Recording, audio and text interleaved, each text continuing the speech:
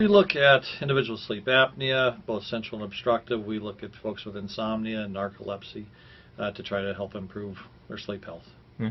And so, what are you seeing in the patients that are coming in, and the associated health issues associated with that? Yeah.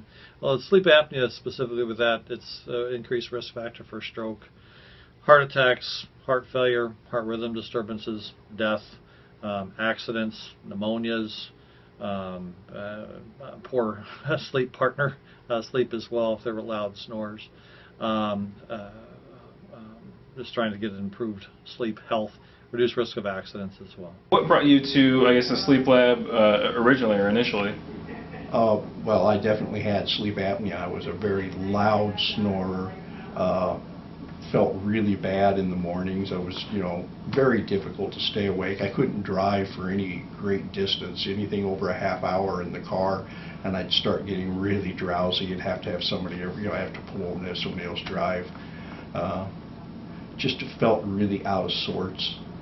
If I would have let it continue to go, I probably would have been having some real problems. But I think I caught it, early on and got it taken care of. So I've been doing fine. It's just recently I'm just starting to wonder if maybe it's not quite doing what it used to. Yeah, lack of sleep, whether it's related to obstructive sleep apnea, insomnia, just simply sleep schedules, you are not getting restorative sleep. You're not going to be rested. Your brain doesn't function as well. Your reflexes aren't as good. So it's a risk for accidents. Folks we really worry about are truck drivers, bus drivers, pilots.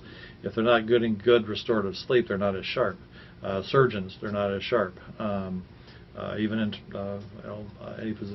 any physician, any specialty that has to be paying attention to critical issues will be at risk for causing more mistakes. Teachers may not even pay as much of attention. Students, they have a harder time in school if they're not getting good sleep. So regardless of who or what you do, if you're not getting good restorative sleep, it is eventually dragging on the body and increased risk for generalized harm and just less efficient functioning.